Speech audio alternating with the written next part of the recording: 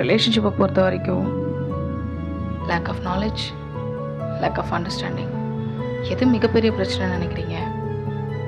In my point of view, ஒருத்தருக்கு ஒருத்தர் அந்த புரிதல் இல்லைன்னா அதுதான் கஷ்டம்னு நினைக்கிறேன்.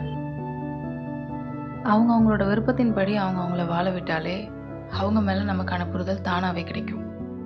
ஆனால் இங்கே நிறைய பேர் நினைக்கிறது, மேரேஜ் அல்லது ஒரு ரிலேஷன்ஷிப்குள்ளே போகும்போது அவங்கள பற்றி நமக்கு தெரியலைனாவோ, அவங்களோட விருப்பம் வெறுப்பு என்னதுன்னு புரியலைனாவோ அங்கே தான் பிரச்சனை ஸ்டார்ட் ஆகுமோ அப்படின்ற பயம் நிறைய பேர்த்துக்கு இருக்குது. ஆனால் அப்படி கிடையாது. ரிலேஷன்ஷிப்பில் ஸ்டார்ட் ஆகிறதுக்கு முன்னாடி எல்லாத்தையும் தெரிஞ்சுக்கணுன்னு எந்த அவசியமும் இல்லை.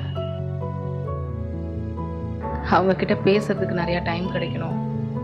அவங்களோட பேச்சு உங்களுக்கு பிடிக்க ஆரம்பிக்கணும். உங்களோட பேச்சை அவங்க கேட்க ஆரம்பிக்கணும். கொஞ்சம் கொஞ்சமாக ஒருத்தர் அட்மையர் பண்ண ஆரம்பிக்கணும். இதெல்லாம் இருந்தால் தான் அது ரிலேஷன்ஷிப். ஸோ ஒரு ரிலேஷன்ஷிப் தொடங்குறதுக்கு முன்னாடி அதை பற்றின நாலேஜ் இருக்கணும்னு அவசியம் இல்லை. ஆனால் ஒரு ரிலேஷன்ஷிப் ஆரம்பிக்கிறதுக்கு முன்னாடி பொதுவான மனிதர்களோட புரிதல் இருந்தால் போதும். அதுதான் மஸ்ட். நன்றிகள் பல. Love Viji. Have a nice day.